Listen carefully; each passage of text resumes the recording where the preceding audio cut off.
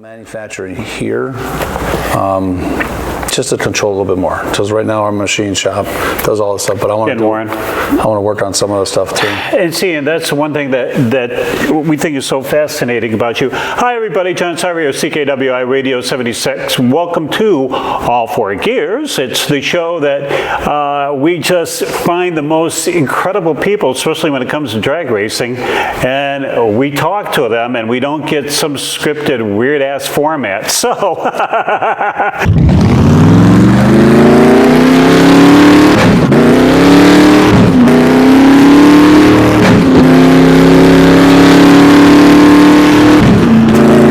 Goran. Hello, how are you? Introduce yourself, if you'd be so kind. I am Goran Bogdanovic. I own CPR Racing. Now, here, we should probably slow it down. If people see you on the street, they should call you Goran. Goran. Yep. See, you want to do the thing with the G? You could say, well, a lot of people have it easier to say moron, but put a G in front of it. It's called Goran. Goran. Yeah. But a lot of people call me G or G Money. Depends on where you're at. Do they feel like the people get uncomfortable? They go, No, I don't correct them. You don't? No, I'm used to it. And the funny thing is, because we're talking about it with Steph, when people build things for drag racing, and we're going to get to CPR racing in just a second, they'll sometimes go for like the glamour. I don't mean glamour, but I mean it's like they'll be an engine builder, or they'll build like intakes or some weird fuel system. And we should say that Goran is also the head of CPR Racing. Yes. And it has many, many shops around the world.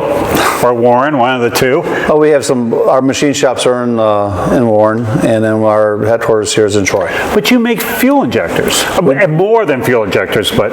We do. We manufacture the fuel rails, the AM fittings, also everything here in Michigan. We do fuel pumps, we do regulators, inline fuel pumps, filters, all that stuff. Since 1996. It's got to be, because people just don't wake up and go, you know what, I should make some injectors. Funny story, that's what happened to me. See, we get right down to the nitty gritty here. So back in 1989, my mom said, hey, I think it's time for you to get a job. How old were you at the time? I was 19, 20 years old. So, I went to Lawrence Tech, and so I was going through school, and she goes, hey, you got those time for work? I was like, all right. I'll start looking at Yellow Pages back in the day, and I started working for Bob Atwood. He did master flow sensors, but when I went there, I did electronics. So I did all the electronics, conversions, and everything else. And then I didn't know that he was in performance side, which is my passion. So I started working with Mr. Atwood in 1991 and left there in 96, opened up CPR Racing. But how do you go, all right, of all the jobs that were wide open to you, could have been an astronaut, could have gone anywhere. Yeah. And you just went, boom? I went through the Yellow Pages. A lot of kids today don't know what those are. But I went through the Yellow Pages, and I went through Atwood Technology, and one was Pro and Master Meter. So, but what drew you to that? I mean, I just called everybody. Starting with people that did agriculture and no, I was always into cars. My father got me into the cars. He wasn't a racer or anything, but he showed me how to build them, work on them, and drive them every day. So I was going through all the engineering stuff, and that's how I found Bob Atwood and stayed in it. And then you call them up and you say hi. I go, hello, I did an interview, and they say, yeah, come on in.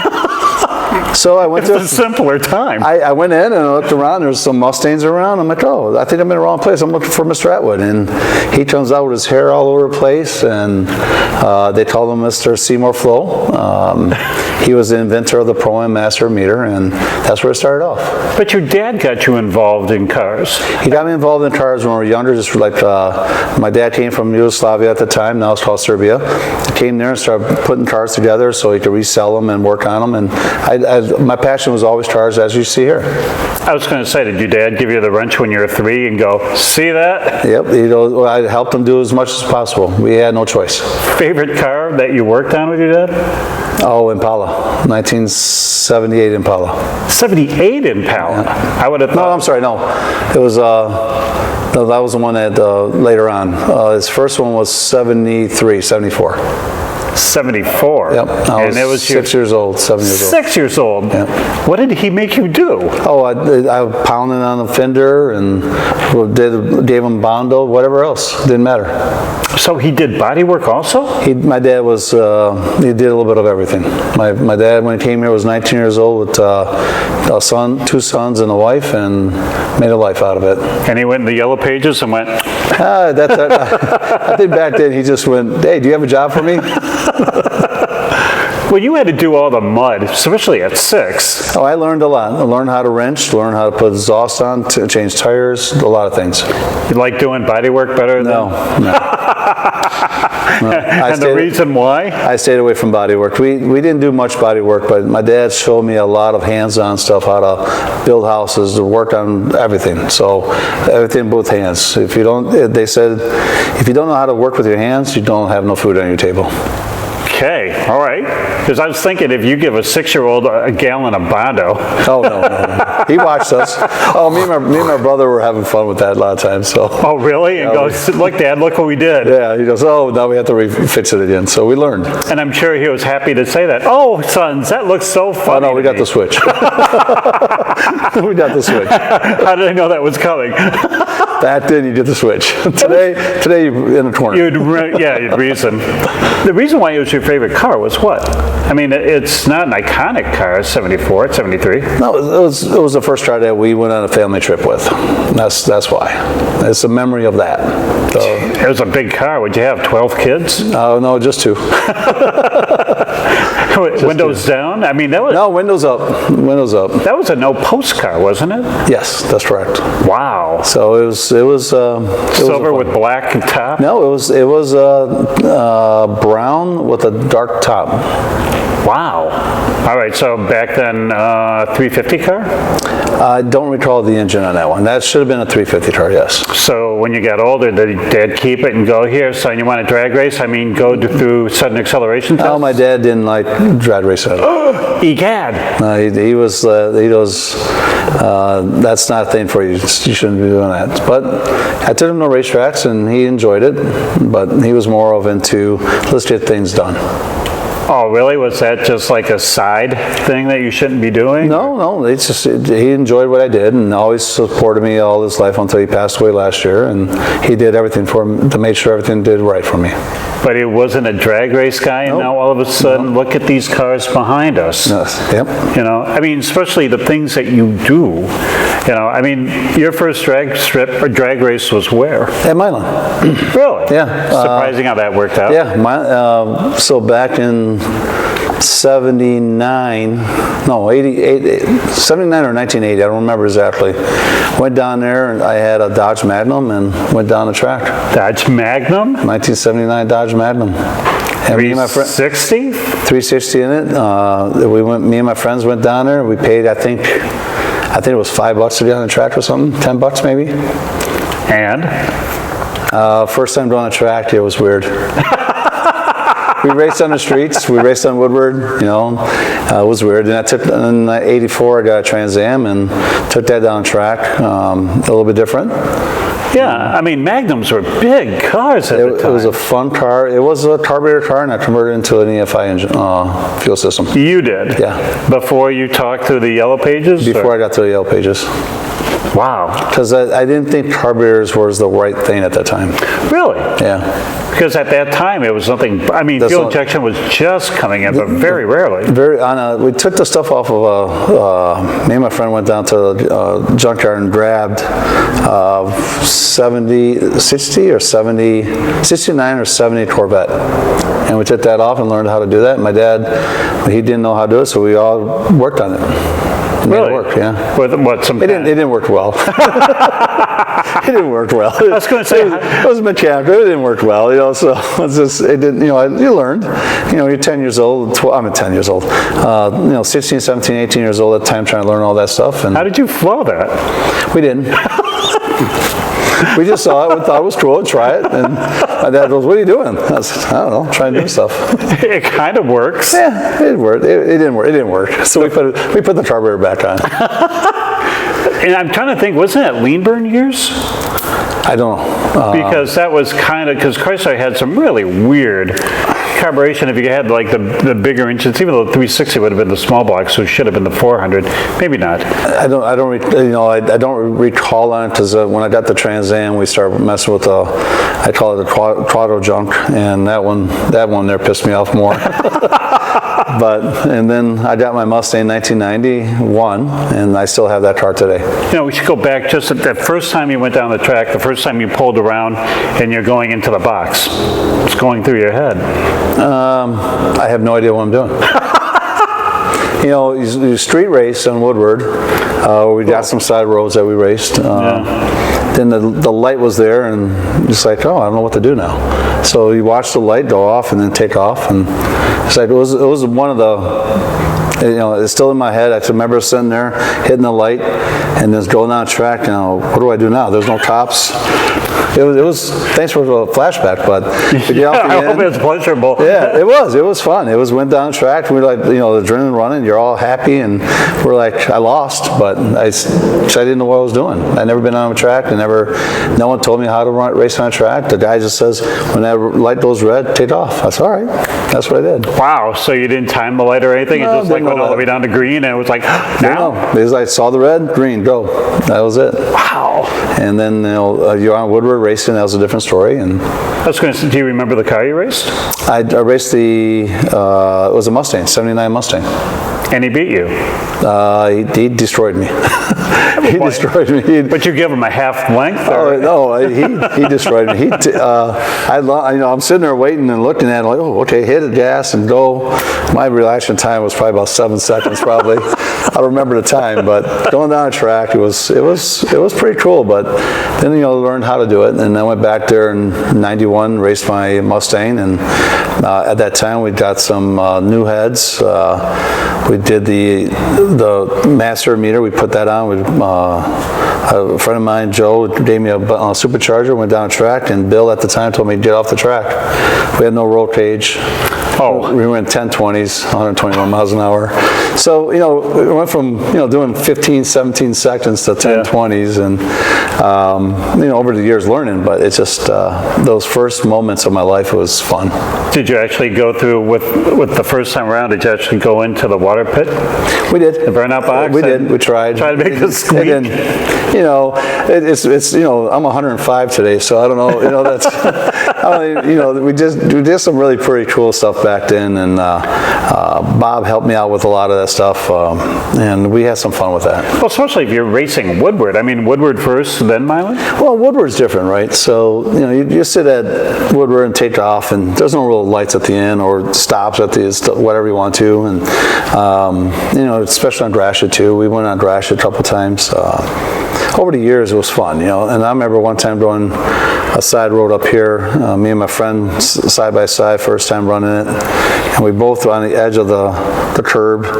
We both hit the wheels on the side, and but on the track is more safer. Don't race on the streets. Yes, as kids, if there's a message to you, stay off the streets, go to the racetrack, go to a place that they have safety, because there's a lot of dangers out there. When you go from a Chrysler to a Trans Am, I mean, especially brand new Trans Am at the time. I think it was 2 years old at the time, so it was a pretty different car. It was a stick, and I learned how to drive a stick at that time. A true 6.6? It was, yes. Wow. Yep. T-bar roof? No, it's nothing. Thank God. No, nothing. I drove the 429 T-Bird, and my friend, was it 429? I think it was, no. Yeah, 429. Or a Thunderbird, yeah. Yeah, and he let me drive that, and that was like, wow, the difference of it. Oh man, the power.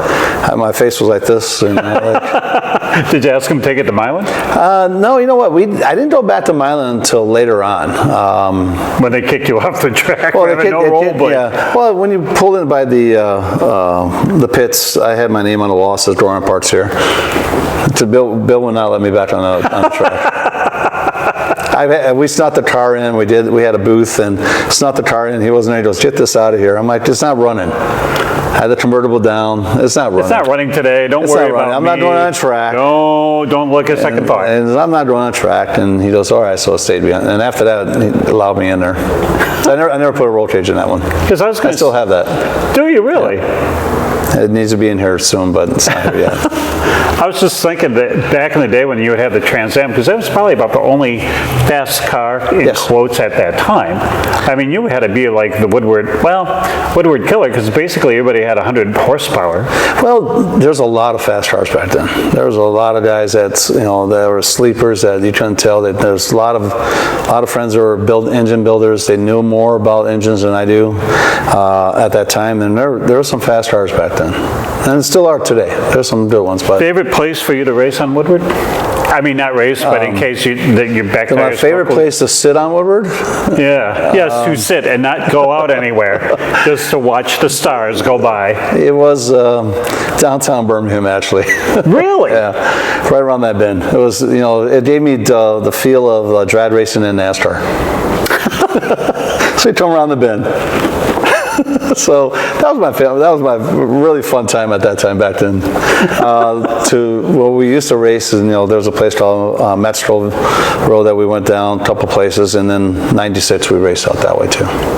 Because I'm trying to think if you would have raced closer to, because most everybody dropped anchor between 12 and 13 and a half. However, a lot of boys in blue there. A lot of them. Yes. But I'm thinking around Dead Man's Curve there. I mean, did you get nailed? No. Ever? No, not for. Let me rephrase this. I got nailed for going. Not necessarily you, but somebody that looked like you. Oh yeah. That was just another person. But we were in my Trans Am, and the guy at downtown Birmingham heading east wanted to race me in my Trans Am, and I got pulled over by 30, 40 cops. And 40 cops. They all wanted we weren't racing. He just took off, and he did this burn up front wheel drive. I just sat there, stepped in gear, and just went over, and they saw me, a young kid with a Trans Am. bright red Trans Am 5.0, and they were like, they all wanted to look at the car. Trans Am? Yeah, it was fun. Wow, because I'm trying to remember how many red Trans Ams I've ever saw, but I mean... There's not that many of them out there. There was a couple of us that we had some fun on Gratiot with it and stuff like that. Allegedly. Yeah. I mean, not you, obviously. That wasn't me. It was the other guy with the guy with the green hair. Yeah.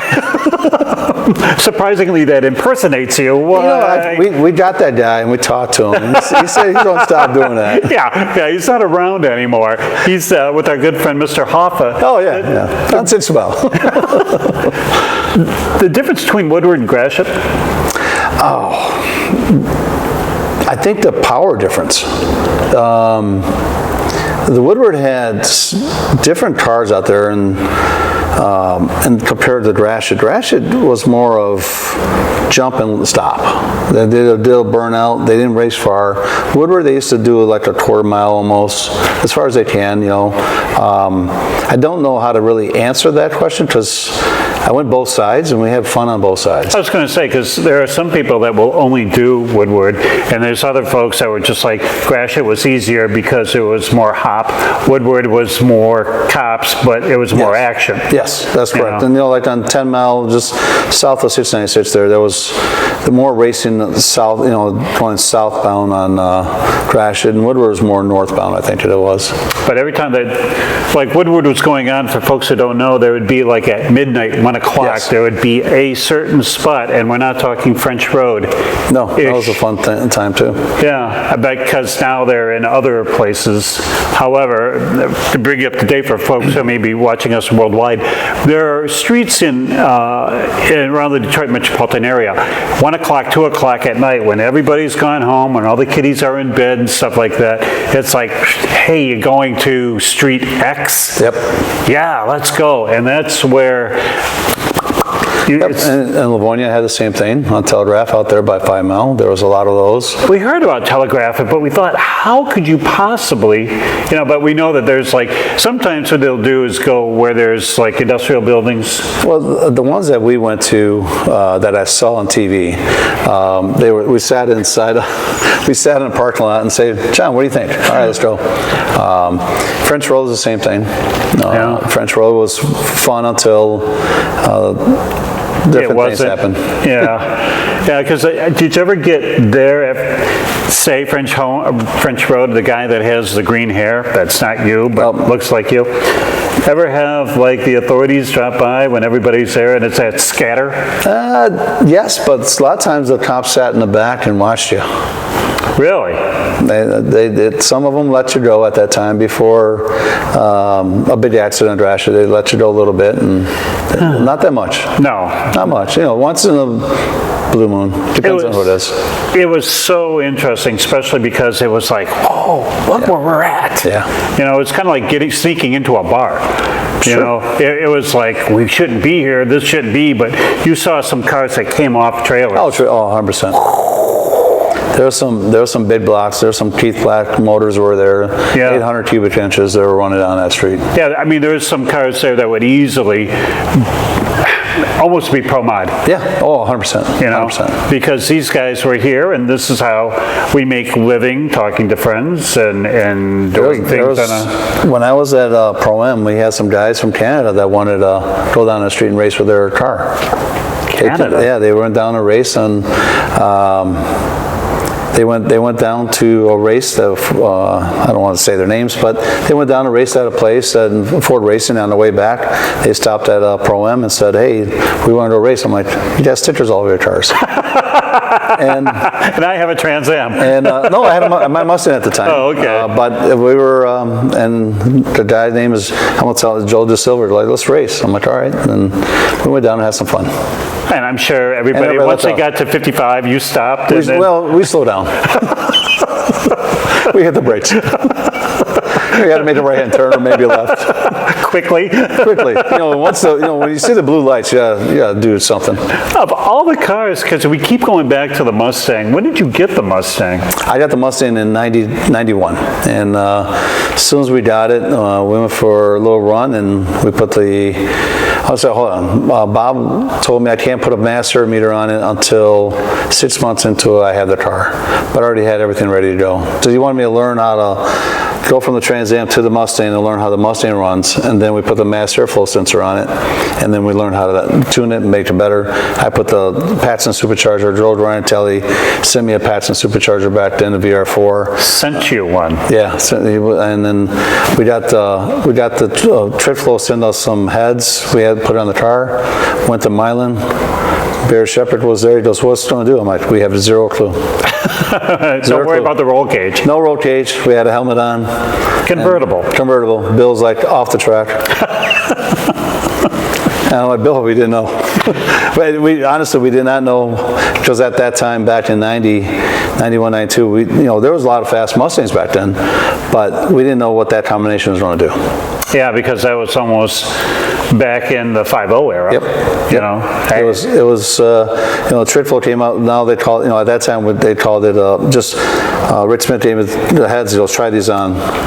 That's all right. We tried them on. He just says try these on. Try them out. Now they're called Twisted Wedge. Back then, I don't know what they're called today, but they're 202 valves. They're big. How did you get to all these guys that they just say, gee, man, here, I just made the thousands of dollars worth of parts, have them? Well, because we switched back and forth. They needed a master flow sensor. We helped them out with all that. We helped them tuning. It was a great community at that time of everybody working together. And I'm just sorry, but I was just looking back trying to see where the Mustang would have been. It's at the house. We got this one now, but that one there is going to be a little bit faster. That one's all done with the suspension on it. Marty and Jacob did all the work on it, and it's going to be a fun car. Yeah, but now the fun thing is, where's the old one, and will it go into the Stalls Museum? It will. It won't. It probably won't go there, but eventually maybe. But it's in my garage and it's ready to go. We need to bring it in and redo the whole bottom end. Oh, because I was going to say, ever look at it and just go, it sure is a warm day. I take it out once a year. Do you really? Once a year on Woodward. But the bottom end is kind of... Oh, no. There's no rust or nothing. It's just we need to put new suspension on it. It's all the old suspension from the 90s. It needs to be upgraded. Did you take it? Because back in the day, the Fox body, people were trying to do not the fastback, but the notchback, sportback, whatever they call it. Yep. And then you got a convertible. I got the convertible because I just wanted I enjoyed my hair flying through the air. When I picked that up, it was more of watching. Everybody had the hatch, right, and everybody had the GT. So, and I was like, let me do something different. Let me do something different. And at that time, we had Stormy Norman with his convertible going out racing, and racing Jason back then. So I just like, let me try this. So it was fun. It was a heavy car. Yeah, I was going to say convertibles were not. No, they were heavier. That's why we didn't think we were going to break 11s. And we did. And so here you are at 10, hurried up and put a real roll cage in it. I mean, did you campaign in 5.0? No, I did not. I was more focused on running the business of the Pro-Am. And that was kind of new at the time? It was new at the time, so all the mass airflow sensors were coming out. We did stuff for Ford. We did different racing teams. So we just focused on that. Bob had some illness, so I tried to help him make sure that company runs really well. And then I got fired. I got fired in The guy looked like you got fired. Yeah. No, this guy that took over Pro-Am fired me, and I opened up CPR in '96. I'll show you. Yeah. And he came down and asked me to help him out, and I said no. What? We don't even have to discuss it, but sure, we can. No, we can. It seems weird that somebody would just come in. And he was there for a couple years. Yeah, but I mean, still, that you had all that knowledge in you and all that stuff. That's the last person you want to say, see you later. Well, what it was, he wanted this person to take over my position because there was things going on. Gotcha. Okay. I don't want to put out stuff out That's there. fine. That's okay with us. And so you go, okay, look. You were how old at the time? I was 22. You went in there at 19? I was 19 years old, yeah. And you're out at 22? 22, 23 in that area. And then you roll up your sleeves and you go, all right, Buzzard, I gotcha. Mm-hmm. And I built a great relationship with a lot of the Mustang guys, so they asked me to tell Jim about how to make the mass airflow sensor so they could sell it to him. So I went and purchased it. I told the person who was calibrating how to do it. Yeah. And then my friend Ken Sylvester, he went down there, picked everything up, he gave him a check, and he goes, no, you're too short. So he goes, Ram Chargers is our distributor, and blah, blah, blah, blah. So I said, I gave everybody their money back, and I just call them up and tell them these serial numbers that you want, and every customer on the East Coast bought it back. You're too short. Yeah, I gave him $80,000. He wanted $100,000. Okay, well, welcome to business sometimes. Yeah, and that's why I don't want to say his name. That's fine by us. The funny thing is you bring up Ram Chargers. Yeah. And especially all the speed shops at the time. Hang around any? All of them. All the cool guys were, the Ram Charger was down 12 Mile and John R. Yes. That's where we hung out a lot, and I met a lot of cool people out of there. And when Livernois purchased Ram Chargers, I hung out with those guys too, and it's a small community at that time. Any Gratiot Auto Supplies? You know what? I never there. I'm never there. I think I went there one time, and but I never really met a lot of. I probably met some guys, but didn't tell me where they're working at. It was interesting because we were talking about last week about how many speed shops there were at one time. Oh yeah. That you could get, and we were trying to name them all. It's like Ram Chargers, Gratiot, and then there was like a bunch of independents. There's a lot of independents that were out there, and a lot of local guys that put stuff together and turned into a business. There's a lot of them out there, and I can't remember all the names offhand right now. But I'm trying to think, why would you hang around Ram Chargers and that big Mopar kind of look about themselves? The reason why, because Tom Tidinelli. Who? Tom Tidinelli. I met Mr. Tidinelli, I think that was 93. And he saw his car, and we started talking. And he goes, "You're a Mustang guy?" I'm like, "Yep." And yeah, so you're. And he didn't throw you out? No, he did not. And still to this day, we still talk. And so you talked to him at Ram Chargers, and then not at Ram Chargers. We were at an event with a couple guys with Ram Chargers, and then I did not know who he was until after I left, maybe 6 days later or something. Hey, I saw you talking to Tom. How'd you get to talk to him? I said, "Who's that?" how did you get to talk? Yeah. I mean, there is kind of an aura around Tom Thiganelli, the legendary Shadowwoods racing team. Yes. You know, one of the coolest guys that I know that's still awesome guys. Has all kinds of Hall of Fame credentials behind him. I mean, if you're a Mopar guy, you can't miss any Thiganelli. Jim also. Jim, yeah. You know, but Tom was just like, there was a way that he could look at something, build it, out it goes. 16-time world champion in NHRA. Yeah, and now they're back. Yeah, they're back. The funny thing is, why didn't he like rope you into Mopar? It's like, throw away that Mustang. Yeah, they didn't really pull me in. I got lucky with a lot of people. Good stories here. Yeah, I just, Madam. I met him by just, hey, how you doing, Goran? And they're like, what? Who? So I think my name actually allowed people to curious who I am.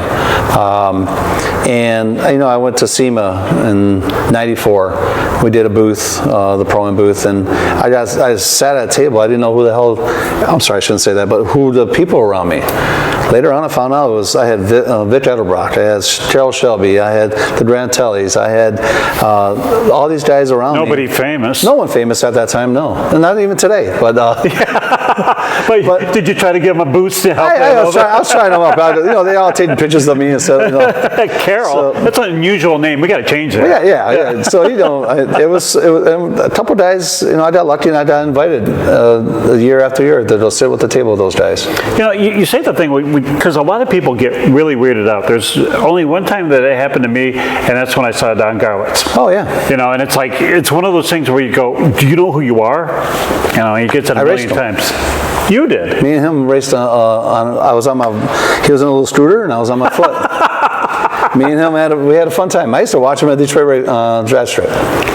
Interesting guy, isn't he? Oh my God, yes. And he's still racing today with electric vehicles. And the funny thing is, he's got so much. I mean, have you gone down to his place? I haven't been there in a couple of years, but yeah, it's only you've been there once. I have. It's like there's a Mecca down in Ocala.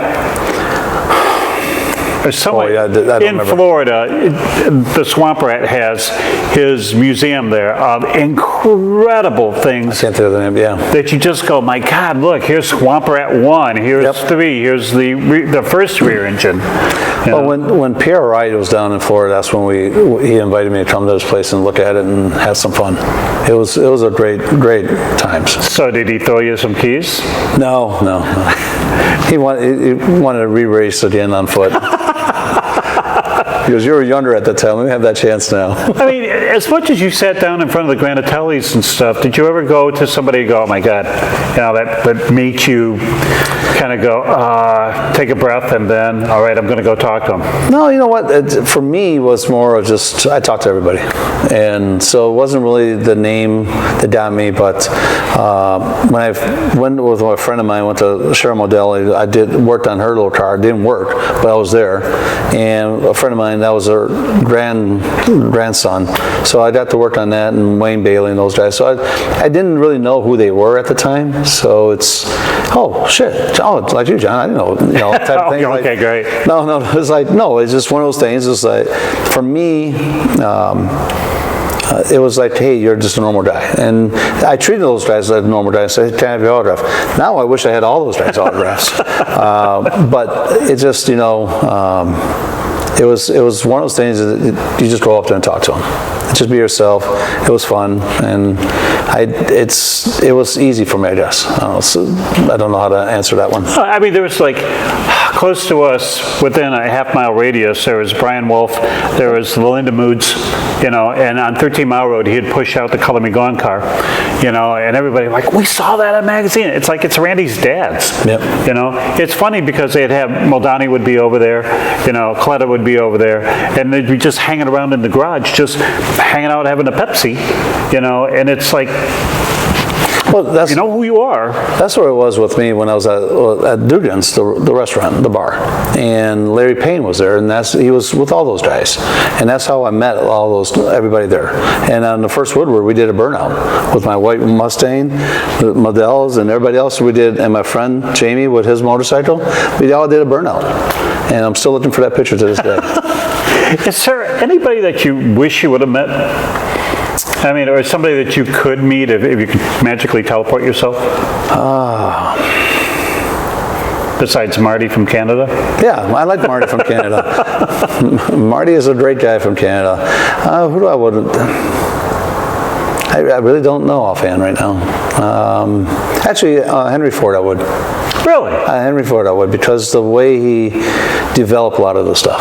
I worked at, when I was at Pro-Am, the way I got into Pro-Am was Bob had Atwood Technologies, so I went down to Ford at Building 1, I did some dyno testing, and they gave me a small office that I would do some work on. I didn't know nothing about dynos back then, but I learned as quickly as possible. Because things go boom when you don't know it? Well, they got me in there to do ice breaking on the throttle. So when at higher elevations or anywhere else, they had the freezing on the throttle. So you have to open and close the throttle 32 times before you can start the car.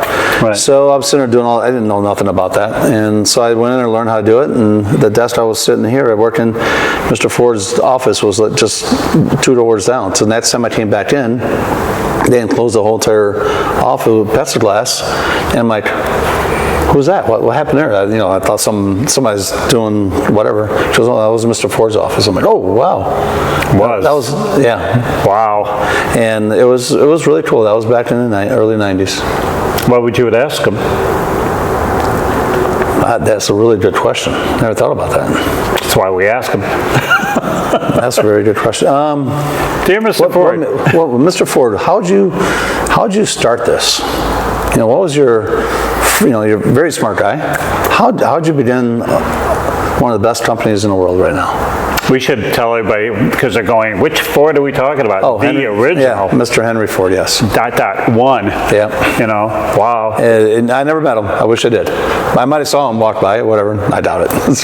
But still, to say, look, how did you build this? Because you're curious why. I like when people just start from something.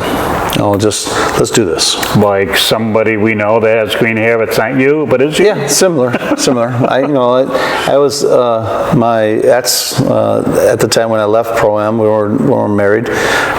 She was, what are you gonna do? I said, I don't know. I don't want to find me a job. She goes, well, why don't you just continue this? Yellow Page. No. Just we went down, and Mr. Rizzo had a building, and it was smaller than this place, and he goes, $1,000 a month. I said, okay. It didn't make you breathe backward, go, $1,000 bucks, how are we going to sweat this? Not really, because of the people that I had in the Mustang world, some really big names. They became Pro 5.0 guys in racing, and they supported me with the injectors. I sold them a lot of harnesses and tested a lot of fuel injectors and sold them fuel pumps, regulators, and so on. Your first thing that you sold? Oh, when I opened up the business? Yeah. It was called a C8 harness. It was it's a 4-pin harness that goes from converts speed density to mass airflow sensor. And it was sold to? It was sold to. I'll be amazed if you know. I'm trying to remember if it was Brian or Jimmy LaRocca. Brian Bossman or Jimmy LaRocca. One of those two guys bought some. And then they're converting over from speed density to mass airflow sensors. Put that check on the wall? I put the $20 bill on the wall. They sent me $20 for that. $20? Yeah, it was COD. COD, cash on delivery, UPS, you put it on there and you write a check, and a week later you got your check. And then you go, we're on our way? Yeah. And that's when you said, yeah, I think that we're actually doing something good here. We got yes, we got it written up in a couple magazines, and I forgot the gentleman's name that wrote about me in Superforce, saying, back then they used to call me Paul, because they couldn't say Goran. So I forgot to tell you that, sorry. So when I was at Pro-Am, they called me Paul, because they couldn't pronounce Goran. But they can do your last name. Oh, they couldn't pronounce Bogdanovic at all. So every time Jesse, I would answer the phone like, hey, was that guy's name back there? Goran. Paul Smith? Paul. Well, Pauly Shore was at the time, so they called me Paul. So okay. I'm like, all right, whatever. And so it got stuck. And I remember one gentleman about don't remember his name. He goes, hey, from the south. He goes, hey, son, I need to sit there and talk to you about technical that fits my Mustang. Hey, son. Yeah, and I said, okay. So he goes, you should be getting a package tomorrow morning. All right. He sends me a bottle of Jack Daniels. And he goes, we got to sit here and talk about fixing my Mustang. So we did tech calls. So everybody called us up and say how to fix this, how to put the wires into the computer, how to hook up the master, and so there's a lot of steps that you had to do back then. You had to remove the vacuum line off the map sensor. You had to do different things. So he sent me a bottle of Jack Daniels. And Bob goes, oh, I guess you're drinking on a job today. And it was the weirdest thing. And I went calibrating the master meter, and Jesse goes, hey, look, you got a liquor. I'm like, for what? And a phone call later, and the guy goes, hey, did you get my present? I'm like, yeah. Well, thank you. And it was from 10. Did he get a discount? We were on the phone for 2.5 hours. There you go. I mean, a personal touch from Paul. Yeah, from Paul. Paul Smith. And then the gentleman comes over. We did a V8 F250, I think it was, and we put a Paxton supercharger on it. They sent it. Grant Ellie sent it to us for a write-up, and the guy bought it, and he goes, "Hey, do we put it on this truck?" And he goes, "Yeah." So we did it. They did a write-up, and the guy put in there. I wish I could remember his name. He says, "Don't call me Paul." Goran Bogdanovic, don't call me Paul, a.k.a. Paul. But a lot of the old timers, when they see me out in the races or anything else, it's like "Hey, Paul," and today I don't recognize it, but back then we used to. Then you know that they were back to old days. I still get some guys on Facebook that says, "Hey, Paul." With all the things you have, because you have more than one building, that people see just this, and there's so much more at CPR Racing than this place. Sure. Our machine shops we have two of them in Warren. One's a screw machine shop, and the other one's a CNC and lathes. So we keep them separated because the people, every time you bring a cool car, they want to see it. They stop working, and it causes a lot of problems. And then our insurance don't allow us to have people that not working there that go in the back. Because they could get hurt, because the oil on the floor or something sharp or anything like that. So they have to stay on the other side of the curb? Yeah. And they just look out the window? Look out the window and come in. When we had our first shop, our machine shop on 10 Mile in Hazel Park, people want to come in, everybody stopped working. It's just because everybody's a car guy. Yeah. They want to see a car, they want to see what they build, they want to see what's on the vehicle and stuff like that. So that stops production. And so as the boss... well, no, my insurance company says don't do that yet. Oh, okay. So, you guys sign the papers and not doing that. So we moved here just because we wanted just to have an office, and so we just do a sale place so we could just sell our products to other people. We do a lot of private label to different companies. Yeah, because it was amazing when we were talking about Bosch a couple of weeks ago. Yep. People think that you just have the CPR brand when there's so much more that you said for private label. Well, we do a lot of companies out there. We build different fittings and different pumps and different regulators for. Right. So they put their names on it, which is fine. We do a lot of work with Bosch, so we do some testing with Bosch. We buy a lot of their injectors and sell. And we do a lot of injector testing for everybody out there. And that's how we do it. With Siemens, we were the first ones to sell Siemens back in 94, 95 through Pro-Am. Yeah. And then 96, I took it over, and that's why the other guy was mad at me a little bit, because it went to me instead of him selling injectors. Oops. Yeah. Gotcha. All right. Yeah, 3 years of being there. Yeah. But of all the things, because you sell so many, we should actually go backward. 6 years. It's not that you have 6 years. Yeah. It's not that you have injectors. But if you go here at the place, there's all kinds of stuff out front that you do. Yep. And the thing is, it's easier for us to say, if you know what like Earls sell, then you get kind of what CPR does, kind of. Yep. So what we did is, not to bash any company out there with the AM fittings, nothing like that. Nope. I was working on a vehicle and I got mad. So that's unusual. Why would you get mad? Well, the fittings weren't working right. So I went down a track, it fell off, and put it back on, tapped on, falling off. So we went back to the machine shop and started building our own AM fittings. That was 2014. But you can do this yourself, though, Sure. right? Yeah. I mean, you can get behind a CNC or a Bridgeport and go, here, give me this. Well, it takes me a little longer today. But yes. So But I mean, you have that because some people can't visualize and transform that into actually building a product. Correct. I was fortunate, like I said earlier when we talked about my dad, he made us do everything. We did roofing, the whole thing, the painting, candlestick making, the whole 9 yards. So we had to learn how to get ourselves accomplished to do something, right? And the stuff comes to me pretty easy. I looked at something in the middle. I went to school at Lawrence Tech for electrical engineering, but I could do a lot of mechanical stuff. And Electrical engineering injectors. yeah. Okay. So anything that does with the fuel, anything that does with the engine or car, I could do. It's been, I've been a desk jockey for a couple of years now. So do you like that? Not really. Would you be back in Warren? I mean, I was at Warren last week. We were down there. We had to fix a couple of machines. So instead of paying somebody, I went down there myself. Me and Jacob went down there. And then you said, did everybody wear their best tie that day? No. Really? Those old timers don't care. It's not like the boss is here today, everybody clean up? They don't care. Wow. The place is very clean. We make sure because it's just because when somebody walks in, you don't want to fall. Even if that's the workers. helpful, yeah. Because screw machines, there's a lot of oil. There's a lot. So we have barriers around it. We have paths that you walk only down in one spot. That's it. We should probably say right now too that CPR isn't a two-man operation. No, it's not. When you come here, it looks like it. There's three of us. There's four of us here, but Jacob's not here today. But Marty and Jacob. Marty does all of our technical stuff, and he's a fantastic guy. And Jacob was a technician. Now he's learning how to do the business side of it too. The machine shop runs it by itself. Tom's down there, they're running the machine shop, and that works out perfectly. How many employees you got? In our machine shop, I think there's 7 or 10, and then the screw machine shop has about 15. So this is no small enterprise. I mean, depending, but It's small. We're small. It's compared to a lot of people.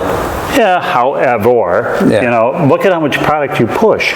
We do have a lot of products out there that we have, and there's a lot of private label stuff. We build a lot of wire harnesses for different companies. Anybody that we know? Probably. That's why they're private. Yeah, they're private. The private label ones, That's I can't tell you what it is. No, that's fine. We do a lot, all the part of the company does a lot of stuff for UPS and what was the other company called? PSI? Oh, not PSI, sorry. What the hell's that? That's okay. But we do a lot of calibration wise for them and different things like that. I mean, do you sit sometimes when you're driving and you stop at a red light and go, we should probably develop one of these? I mean, how do things come to you? Because again, you just don't sell one thing, two things, and a lot of this stuff I don't recognize as something that I've seen before. We'll build a handful of different things. We'll build a lot of jumper wires or a lot of little small parts. Our fuel pumps that we built, it's in Owasso, it's a motor that we did. First time going up there back in, 99, 98, something like that. I need a fuel pump inline and fuel going through the motor. Paxton did it with Aeromotive, so I started doing my own. And I went to the guy and he goes, well, you got fuel. I said, well, you need 3 things: fuel, spark, and air and oxygen. So to build that stuff, it was pretty cool, but it just comes to me a little bit easier, I guess. But I mean, just new products? Because sometimes we've talked to folks where they'll lay in bed and they'll have like a little sheet of paper next to it. And they'll get up and they'll write it and they'll go back to bed, and in the morning they go, oh, hey, that was a great idea I have. Some people, they have to be like working out and ideas come to them, because you always have to stay one step. Yes.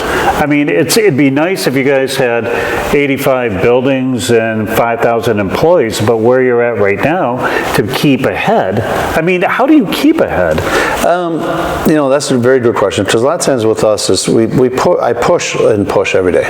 I work 12, 15 hours a day. I'll go have a drink a lot of times, and I'll start at 6 o'clock in the morning, 5, so I don't sleep at night. I sleep maybe 3-4 hours. That's why I have bags underneath my eyes. 3-4 hours on a good day?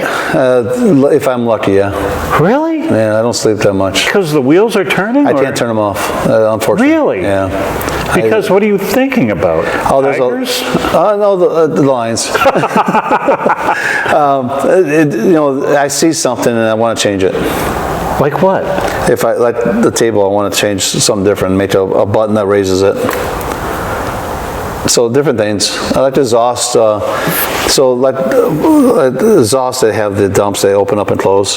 So a long time ago, we bought some, and you hit the button, it just opens or doesn't do it. You got to hold it, and you got the flatter. So I made a little safety switch that you hit it once, it'll open so much and it stops, and you don't have to burn out your switch and keep getting new ones. Wow, then so how do you? There's, you showed me something that I'm a product developer, let's call it. Yeah, but that's got to be interesting, though, because it's almost to the point with everybody makes everything for the V8 motor 100 times over. Sure. But when you look at it and you kind of go, I mean, especially if you can't turn it off, where you go, you know what, I see that valve cover, I know I can make that better.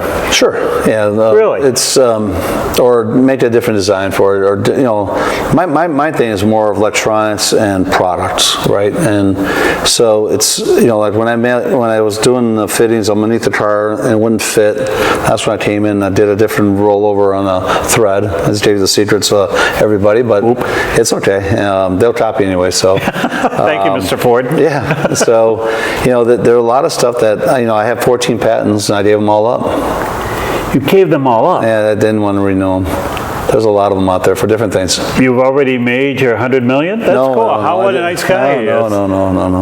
Wow. I'm so poor. I'm poor every day. Until tomorrow. Well, tomorrow's a new day, so maybe I'm hoping today I got 50 cents. Tomorrow I have $1, hopefully. We have all kinds of cars here. I mean, a lot of more Chrysler products here than any. There's 2 Chryslers and GM and Fords. Yeah. And then you got the RX. Yeah, I was going to say we have these Mopars over here. We have that fine Chevelle back there.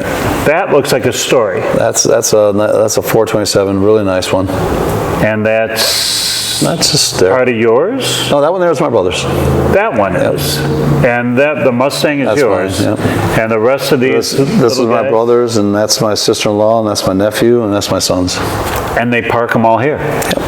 Because they hope that maybe you'll open up the hood and go, gee, I could do something with this. We could have fun with it. I mean, how many times do people call you up and go, Oh, every day. So I get phone calls at the middle of the night. Last night I got one at 1:30 in the morning. Woke me up. I thought my phone was on Do Not Disturb. And the guy says, hey, I'm working on my transmission. I need help. I'm like... And you were who? That's like, no, it was a friend of mine out of California. What kind of friend is this that would call you up at one? He knows I don't sleep, so. I was going to say, do people, like on race day, will they call you up and go, man, there's something? When I'm at the track, they'll grab me. They'll grab me and say, hey, there's a problem with the fuel pump, or there's a problem with injectors, stuff like that. A lot of people know me of the fuel system side and the master. So my thing is air in, air out injection. So we do a lot of the wire harnesses. We built a lot of different relays for the pumps and different stuff that allows the vehicle to run better. One time I was at the track where we took like 2 papers and paper clips, put them together, and then made the car. I burnt my finger, but it's made the car run down track. There's a lot of cool stuff. Really? Yeah. I used to be like 2 years ahead of everybody at one time. Is that hard? It is. Today it is. So today's more, back then it was pretty simple. To me it was. Yeah, but if you're 2 years ahead of people, you have to explain a lot of things, because sometimes people can't comprehend exactly what you're already thinking. That's true, but there's a lot of people in this industry that are very smart. You just need to show that little push. And there's a lot of great technicians and engineers out there and engine builders. You just give them that little push, like, oh shit, I didn't think about that one. I didn't thought about that. I didn't, so there's always that little thing that somebody that says something like, oh, now I know. I remember me, Jared Rantelli, sitting in the hotel room designing stuff on the floor. Because he had stopped me, and we need to do this. How do we do this? I'm like, oh, let's do this, and draw it out. Are you a napkin drawer? Oh, yes.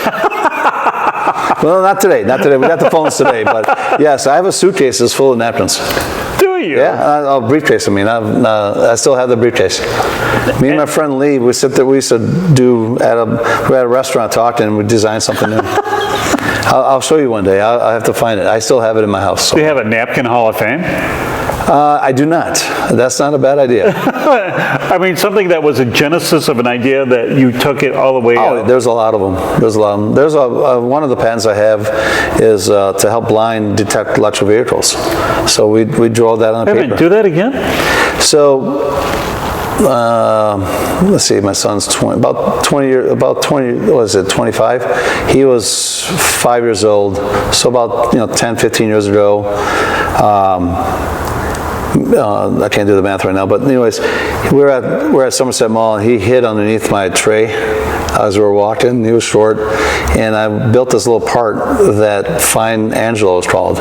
So I drew it on, as we're sitting at the food court. I drew a little thing, a schematic, to put on him. So I hit a button, I could find him. And so one of the guys, we built it, and one of the guys were there when this is the problem with the machine shop, and the guy came in and saw us building that, and he built something similar to he took my napkin. I don't have that napkin. Oh. So he built it, we sued him, he stopped making it. Oh, oops. Sorry about the story. Oh, no, it was kind of cute there, then oops. Yeah, well, we told him to stop. We didn't sue him. It's just he goes, I'll stop. So, but then we convert that over to electric vehicles. So the electric vehicles, a lot of blind people couldn't see the vehicles, but they could hear cars. But so we built a device. It's called Pass. You hit the button, and you could find where the car is. And Leader Dog in Rochester Hills, Michigan, helped me with that. So we put it on the car, and we did a video about it, and it works really well for vehicles today. Really? Yeah. And that came out in the sky blue? Yeah. Besides my son being underneath the tray, that he hit underneath it. So it was called Fine Angel. Now it's called Proximity Alarm Safety System. But you ran as you were sliding down your tray? Yep, pencil. Today we got cell phones. I was going to say, pencil or pen guy? It was more pencil. I like the pencil. Because you can erase mistakes? Yeah. There you go. Then my dad told me, he goes, get rid of the pencil, keep the pen, so you can learn from your mistakes. How deep of a philosopher was your dad? Very deep. He came here with 2 kids, 19 years old, and a wife, $100 in his pocket, and did very well for all 3 of us. You landed in Michigan? He came to Detroit, yeah. His goal was to go to California. He wanted to meet John Wayne back then. You kind of missed. He didn't want to go. When he landed here, he didn't want to leave. How come? He fell in love in Detroit. Really? He fell in love. Wow. I mean, I don't remember a lot of Serbian community here. Huge. Really? Yeah. Which part? Where at? Oh, they're all over the place. Sterling Heights was a lot of them in Troy, Warren. They're all over the place. So you're like... We used to have the Udall Fest down in Detroit back in the day. So that makes you the mayor or leader of them? No. No, my cousin is. Ever thought about that? Ever thought about running for office? No. Because? I enjoy what I do. I enjoy having my time of, going to the bar, talking to people, going to a restaurant, talking to people. And the fun part is when we're at a race or events, those are more fun. Because you get to see so many different people. When you leave Detroit or you're at an event or something like that, you get to talk to a lot of people. And I remember one time we're in Florida, Orlando race, and we had a line of people talking about Master, and Anne-Marie says he needs a break. So I went and got some food, and the guy followed me. She said, can I ask you one more question? Oh, no. And she says, no, get away. And she probably said it very sternly so the gentleman would go away. I said, no, we're in line. What do you need? He goes, well, blah, blah, blah. I'm like, oh, that's going to take a lot more. So, and it's easier for me to do that instead of running for something. You know, I've been asked to be on the SEMA board, and I said no. I've been asked to different places. I like where I'm at. I like to have my own little input. You call me up, I'll help you out. Is it because you can't slow down? Because if you were like on a SEMA board, there isn't like a lot of to-do, there's a lot of doing. There's a lot of doing. I became a desk jockey, and I don't like being a desk jockey. Really? Yeah, I'm not a fan of desks, sitting on my computer all day. This whole weekend, that's what I was doing on the website, and doing the whole thing because I didn't like the guy that did it. So I wanted to fix it, and 24 hours later, I was done. Yeah, but isn't this where it's supposed to be, where you've gone through the hard parts, you struggled through the front, and then things started going really, really well, and then by the time you're here, you're supposed to put your cowboy boots up on the desk with the cigar and go, here I am. That's why I enjoy the part of, when I can do that when I want to. Instead of doing it to somebody for a company or something else, I just sit back and just pull up my cigar and get some nice bourbon and sit in the backyard or go visit some friends and not worry about it. Favorite bourbon? Woodford. Really? Mm-hmm. Reserve? I mean, Woodford Reserve, yep. Okay. I like Bullet, but Woodford Reserve is one of my favorites. So no Van Winkle in your... I had Van Winkle, but I wasn't a big fan of it. I tried because it. how much it costs you to drink it? I think Woodford tastes better. For me, I'm like, I had what's the other one? The crystal one. The round bottle with crystals on it. I can't think of the name of that one. Because everybody kind of stays in the maker mark kind of, Warford, Angel's Envy, kind of the stuff that you can find, it kind of not like the crazy stuff with, it's a $5,000 decanter and they made like on a ship. Yeah. Yeah. I mean, we were looking at that stuff and we're going, is that real? Yeah, I go to different restaurants, and I was a food critic for a little while. That was fun. I was going to say, how many restaurants, because the way that you talk and with all the people and stuff, how many restaurants a week do you hit? Everyone. Every day. I don't cook at home. Day. I don't cook at home. I'm out every day. So if you want to see me out there, stop by. I was down in Detroit. We're going to a football game, Red Wing game. I'm sitting at a bar down there, and the guy comes up and goes, "Hey, you're drawing?" I'm like, "I am." And so he brought a magazine that I built his car, signed it there. One of the funny stories, and this is great. My son, when we go out to one of the restaurants, and we were sitting there and we were talking, the guy comes, "Hey, you're Goran from Facebook." So my son loves that. My son Angelo loves that. He goes, "Dad, that's the best ever on that." And but I prefer to meet up and talk to people and go out. I enjoy. If I'm at a good restaurant or a bad restaurant, not a bad at all restaurant, I shouldn't say that. A restaurant that doesn't have a lot of publicity in it, I'll tag them and put it in there that I'm there. And a lot of my friends out there, they see where I check in at a restaurant. Start going. They don't call me no more. They just show up. Really? Oh yeah. It's one of my friends, little Mike. He goes, "I saw you." I was wondering what Goran's doing today. So he goes, "All right, I'll be there." If you're going out, if you had your brother's favorite food? My favorite food? Oh boy. Grilled cheese sandwich? No, my mom's kupus. It's stuffed pepper, basically. Can you get that anywhere besides your mom's? Yeah, you can if you go to different areas. There's a restaurant, RJ's, that sells that. I think it's RJ's. No, Art and Jake's. They have some of that there. Art and Jake's? Yeah. Really? Because you wouldn't expect like a small chain to have something like that. At the beginning, the family, they're from Serbia, Yugoslavia at the time, but they still made some of that stuff. The chawapa, they have some great chawapa there and stuff like that. It's a roll of meat and they put beer on top of it with some onions in it. It's pretty good. The day is like done and you're shutting the door and you're going to a restaurant. Your favorite one to go to would be? I don't have a favorite one. I do have a favorite one in the summertime. It's Bumpers on the water. It's off of North River Road and 94. That's my favorite bar.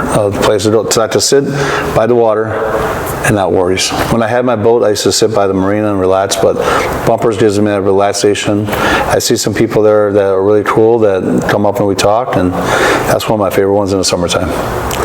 How do you sit? Just like this. Yeah, but I mean, there's got to be a napkin nearby. There's got to be something going on. Oh no, that place there, I don't do nothing. The water calms me down there. People do come up and ask me about their boats and stuff, and like, hey, Goran, I need help with the boat.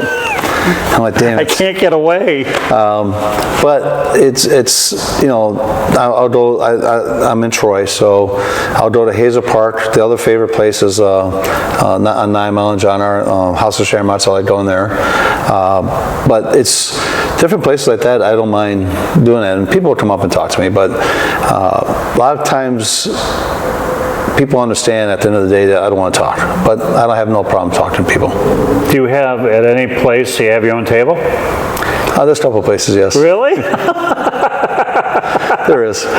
Where they'll clear people out and go, he's going in the back there. No. I'm not that guy. I'm not that guy. But there's a couple of restaurants in this area that when I walk in, they make sure I have a table. Wow. You sure you don't want to run for office? I'm 100% sure.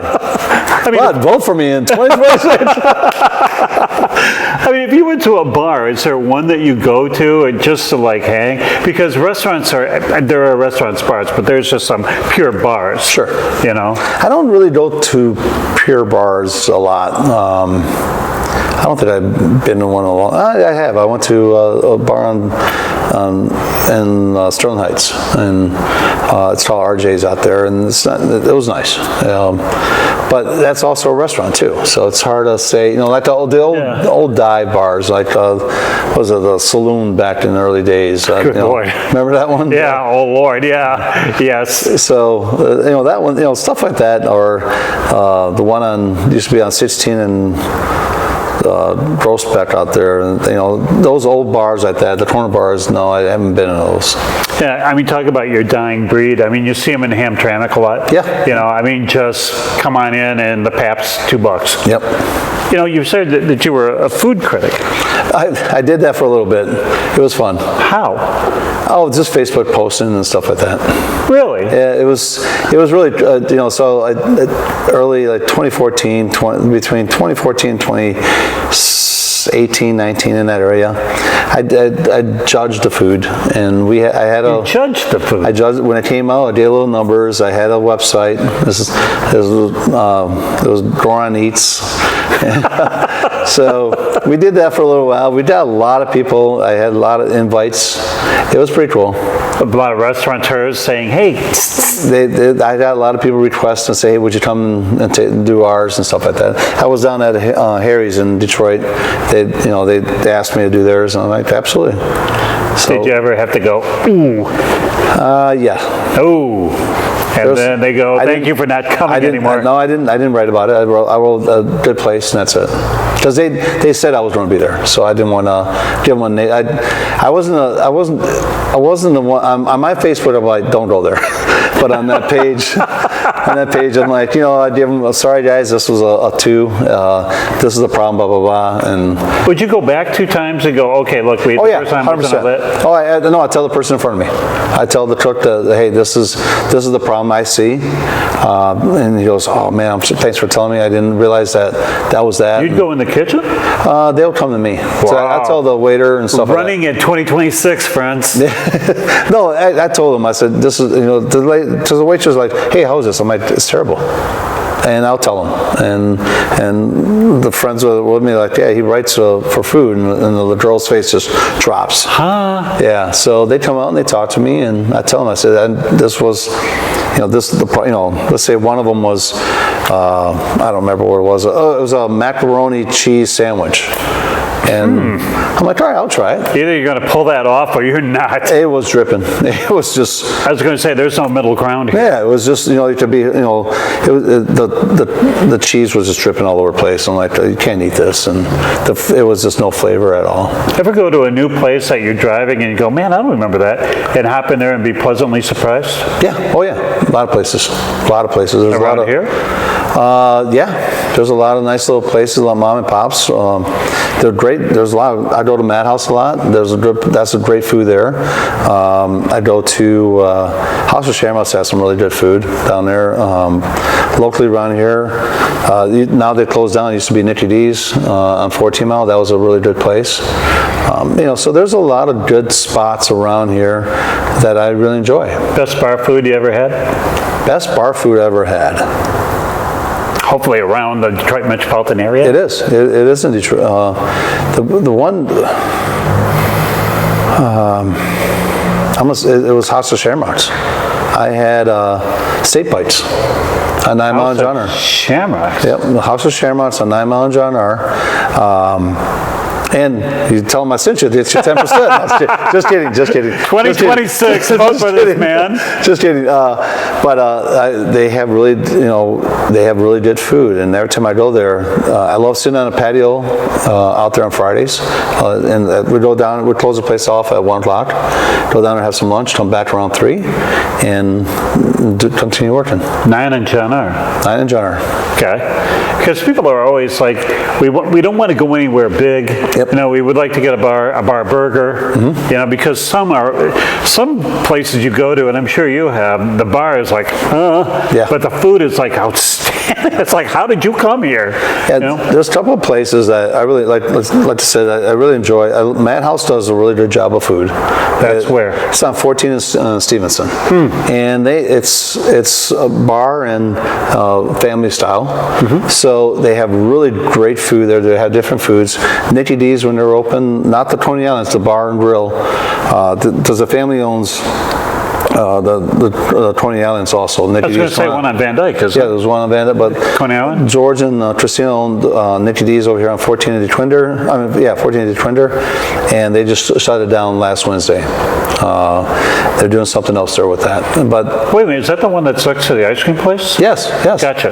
Yeah, they shut it down. Great, so we're all ready to go. Yeah, now. They shut it down. Dandy. But it's, Madhouse has great food. Renshaw's has some good food. I like my new favorite place is Yard House in Troy. I like that one.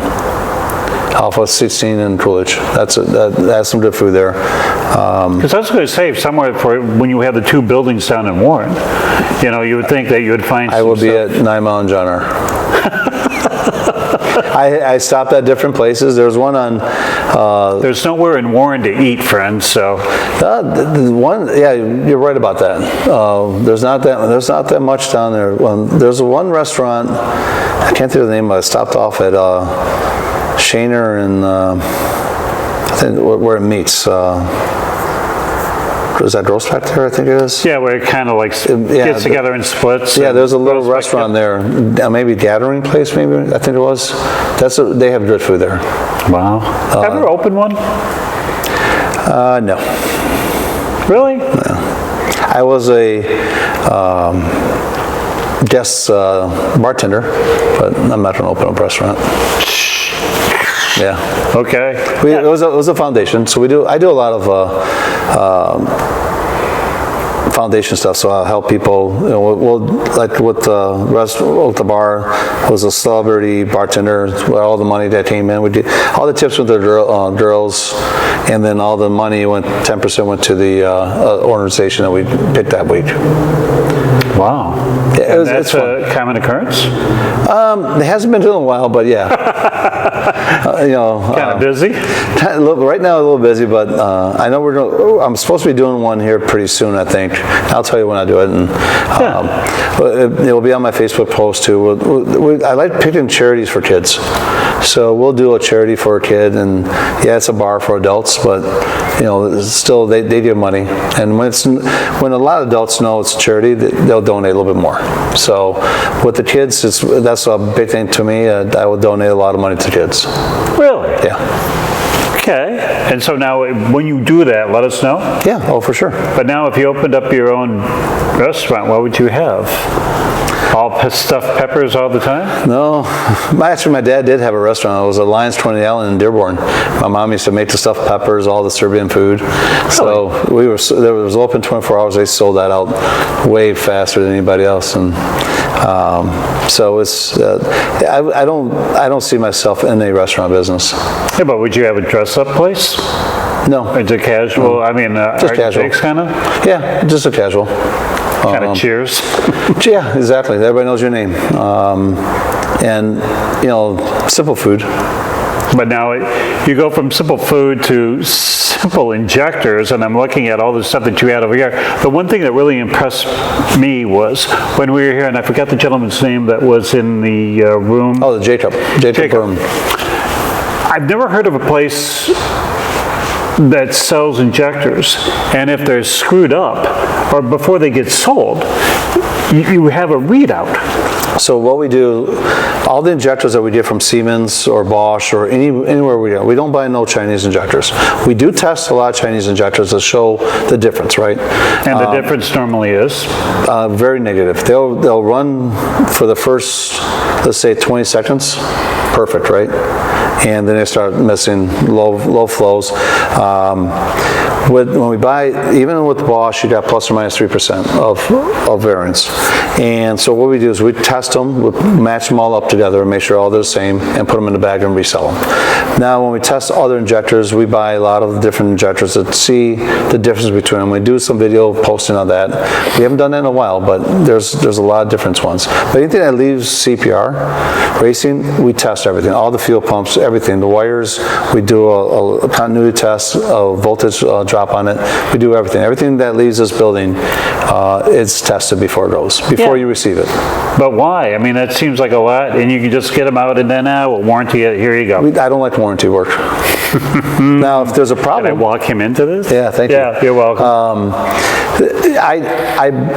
I put my name on it, and so like when I said earlier, when I was working on the car and I was underneath and I couldn't put that stupid fitting together, that's why I had to build a new one, right? So that was 2014. But anything that leaves CPR, even the shop, we have, it's called GSO instead of ISO 9000. It's called Goran checklist. So we check every 10th part. Wow. Of anything that comes off the CNC machine. Which is not necessarily industry standards. No, it's not. So we write it down, we test every one, and any wire that leaves the buildings, we test those wires twice. We make sure all the connectors are good. Anything with injectors, our adapters that we have, we double check those because it's enclosed, and those are made here in Utica. But we double check those, so we put them together because a lot of people will purchase the little adapters out there and then fail. They fail right away. They'll work a little bit, and then if the car moves, it touches it. It does the spark. So, because everybody was talking about how, and I think you said the story too, how people will buy stuff from Amazon because it's fast, easy, and click the box, and it's got a 100-star rating. It's cheap as Hades, Oh, yeah. I mean, before all the craziness that's going on right now. So as opposed to going to the CPR thing, and it's one of those age-old stories that you get what you pay for. Yeah. Well, I was at, I forgot where I was, Autorama. And a gentleman came up to me and said, hey, I bought this from here, blah, blah, blah, blah. And my mind just went, oh, shit, here we go. Why would you brace yourself for? Because I know what he's going to say. And then he asked me the same, I knew exactly what question he's going to ask. Because one of the companies on Amazon, they bought it because they could have it the next day, or it's 20% or 30% cheaper, and it leaked all over his car. So on our fittings, we use Vitron O-rings, and then we have a seal around it. His was leaking as soon as he started the car, it started leaking out. So it made him not go to a race for 2 days. So that's why we double test on everything. And everything that I build, I put my name on it, and that's why I want to make sure it's right. If you have a problem with it, call me direct, and I'll handle it. But I test a lot of people's stuff out there. And my Amazon page is full of everybody else's products, and they're all on my desk. Yeah, I test each one. I write down what they're wrong with them and make my products better. Can you actually look at one and go, that was a pretty smart idea, maybe we can incorporate this, or oh my God, how did they blow that? Yeah. We'll never do this.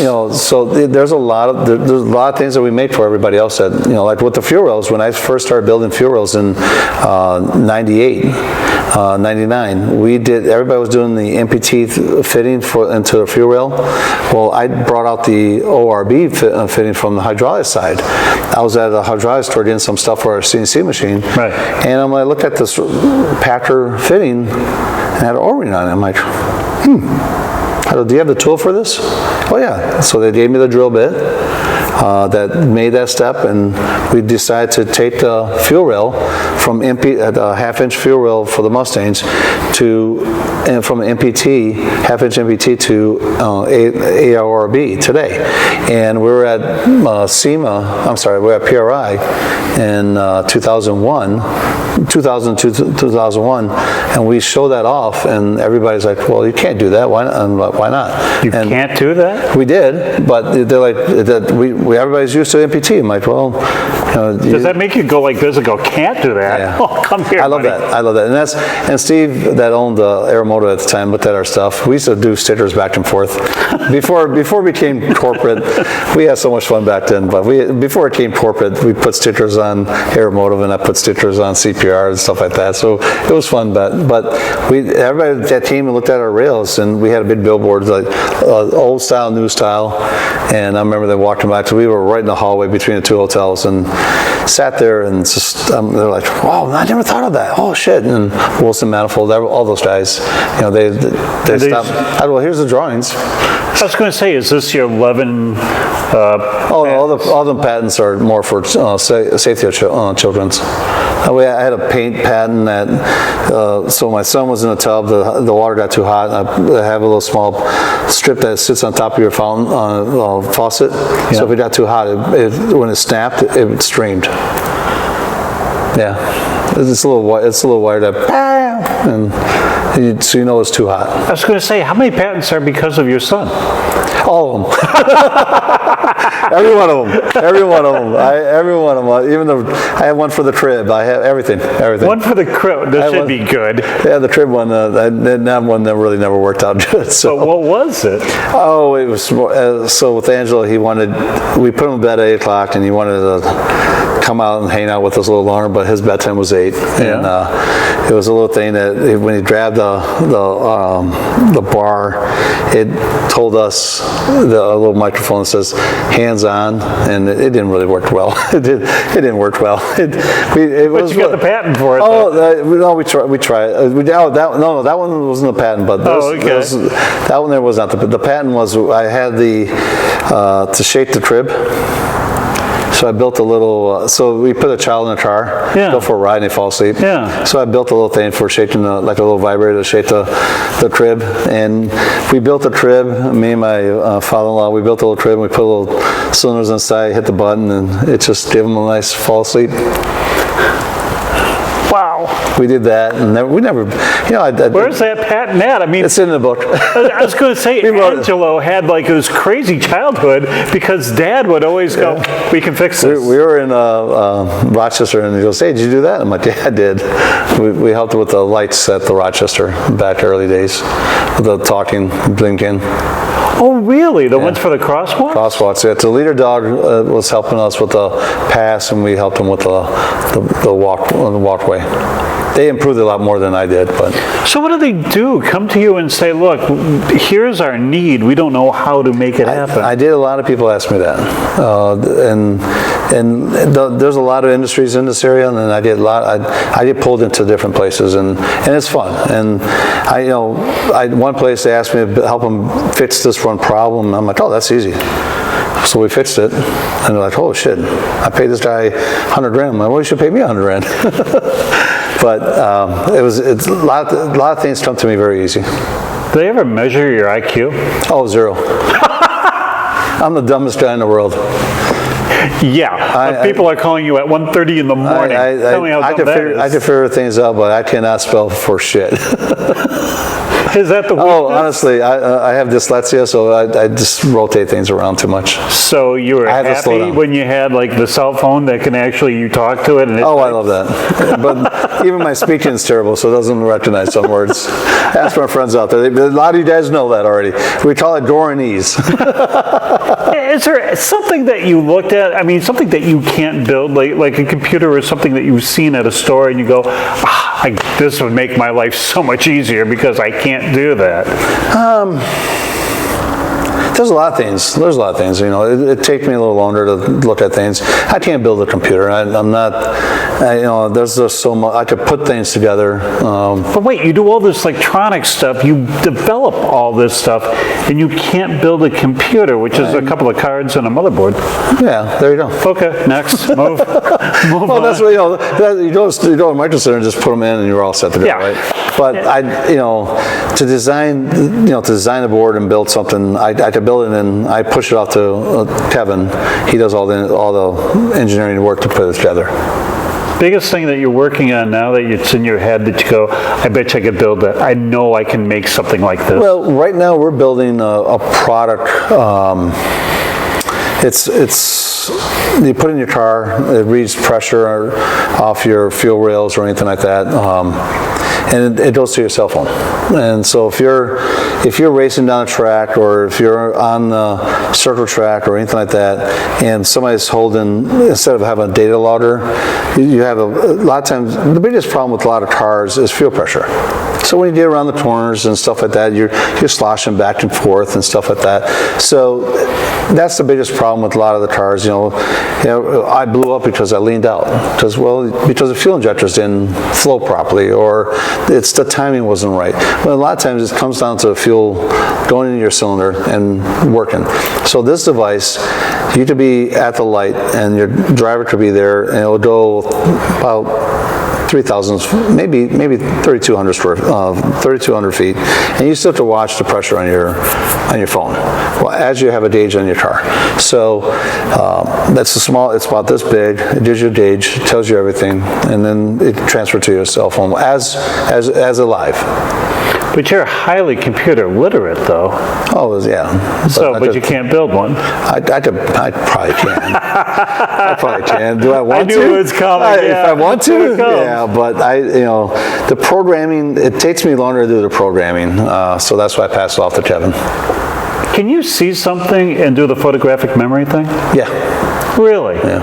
All right, which puts you way ahead of so many people. Well, a lot of times the film's not there. It's outgone. I forget to load the film sometimes. That was the biggest thing. I went to an event and they were showing me something and they're like, oh shit, we can't show you this. I'm like, it's all right, my film's not in. Okay, but we should probably tell people too that the injectors and stuff and the stuff that you have here is just not for race cars. Oh no. Everything that we do is for street performance and drivability. So we do a lot of the shops bring their injectors to us, and we rebuild them and test them. We did work with Bosch 3 weeks ago maybe. They want us to do 1,000 injectors to test. And when you were here that time, that's when Jacob was in that room. Yeah. He was going through all the injectors. How long does it take you to test 1,000 injectors? It took us 73 hours, I think it was. But when we over test. Bummer. Yeah, but a lot of people are like, oh, time. Yeah, I give you anything on Amazon, time, because that's how folks are thinking. Is it just a drag racing thing? It's like, no, because you said marine. Well, we do marine, bikes, boats, motorcycles. Yeah, well, and pedals. We make a little motors for pedals. We can't let this go. Little motors for pedals. So a friend of mine asked me the tricycle bike, with the basket in the bed. Yeah. So they're pedaling, and so he asked me to build them a little helper to start off because his legs were not that good. So we made a little, like a starter almost to start the wheels so he could start pedaling. Today they have electric hubs and stuff like that. So we built a couple of those. I think it was 2016, 15. We made a little hub for electric bike. We never did anything with that either. I was going to say, and your patent is where nowadays? No, that one there we didn't do nothing. We had fun with that one. We had fun with that. We made some that we raced on 10 mile in 08, 09. 08, 09, that's what it was. We built it. We built them. We put motors on the bicycles, and we raced down in 10 mile in John R area. Had fun.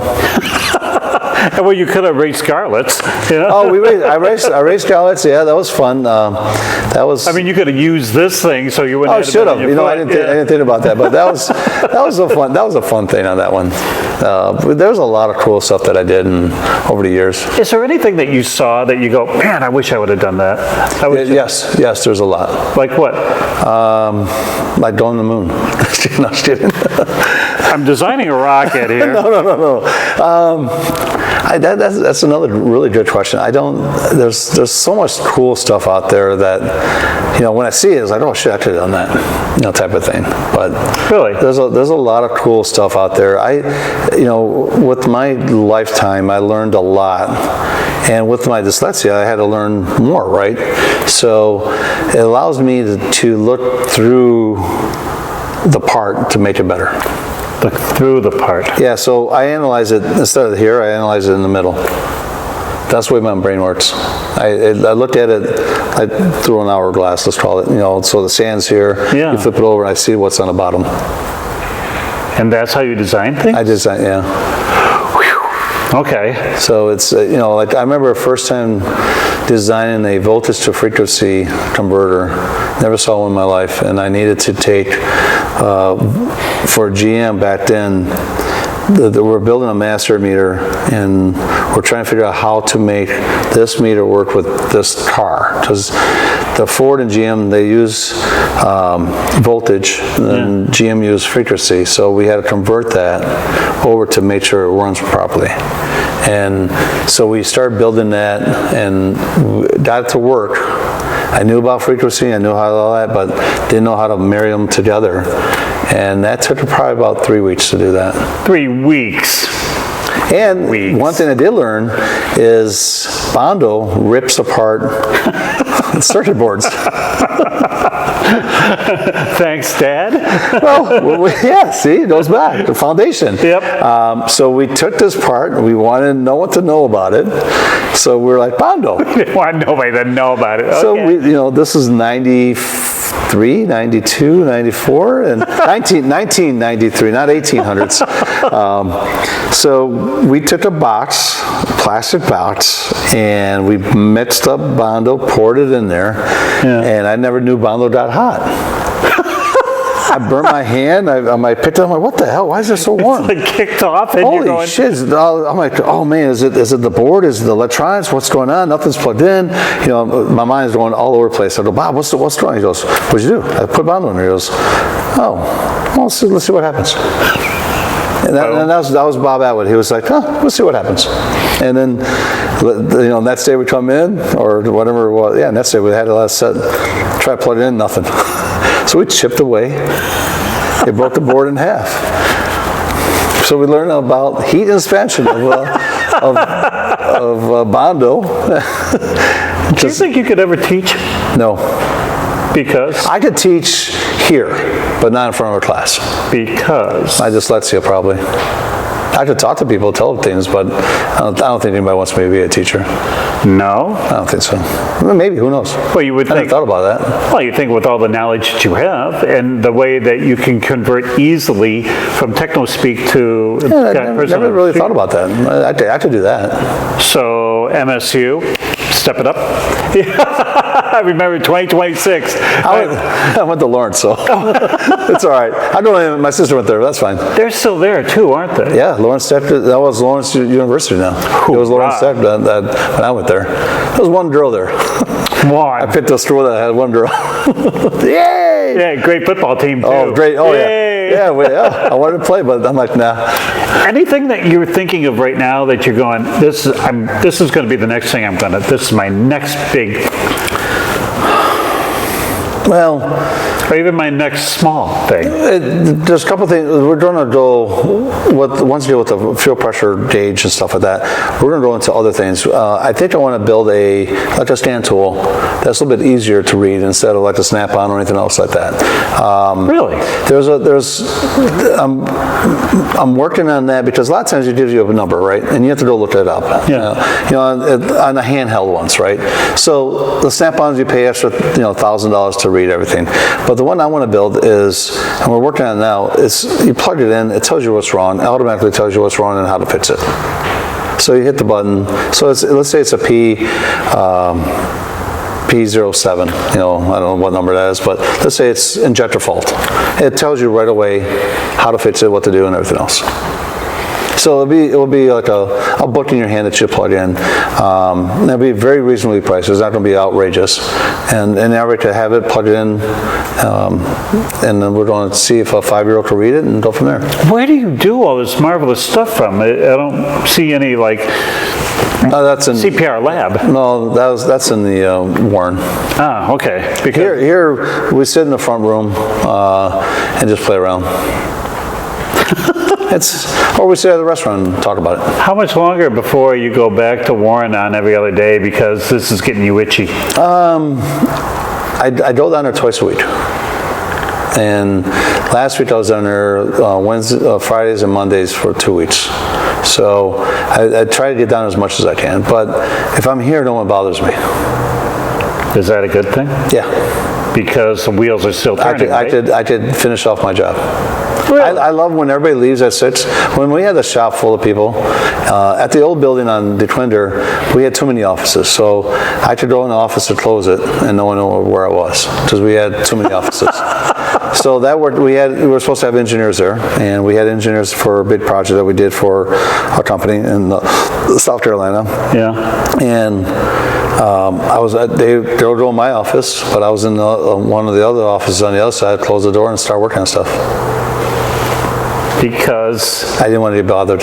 You hear the calling? Oh, I hear it all the time. Do you really? And that's why you can't do, how do you work on 3 hours sleep and do all of this? That's why I look like this. I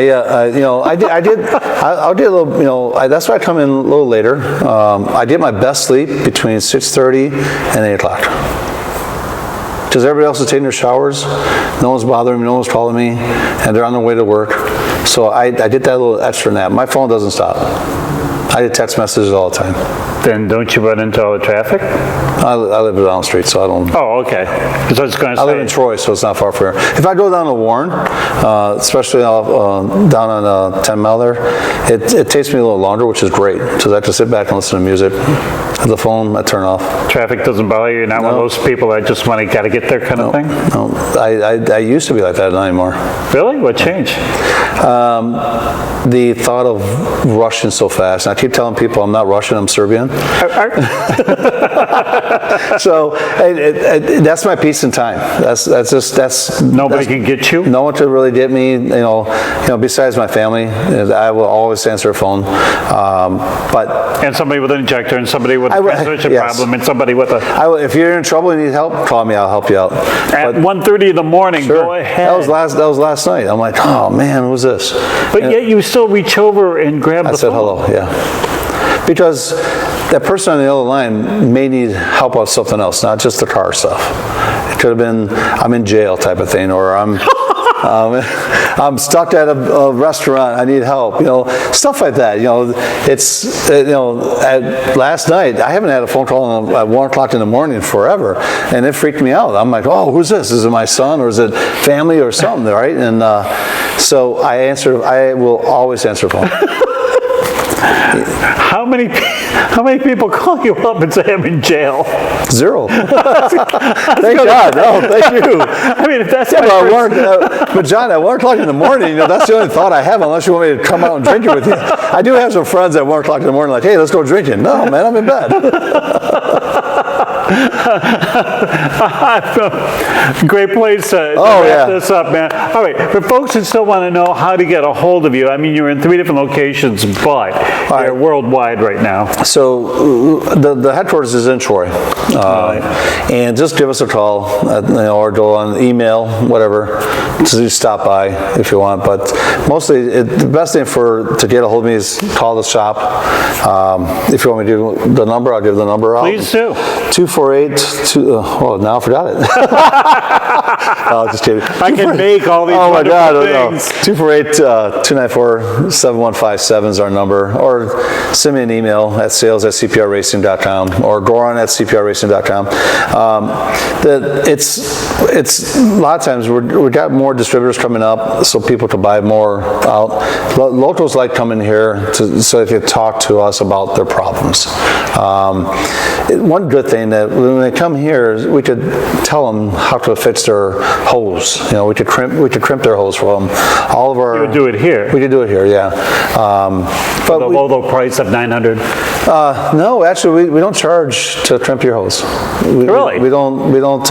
We talked about it, and Jacob's like, "Why don't we charge $5 per end?" So something like that. So we haven't really come up with a price on that yet.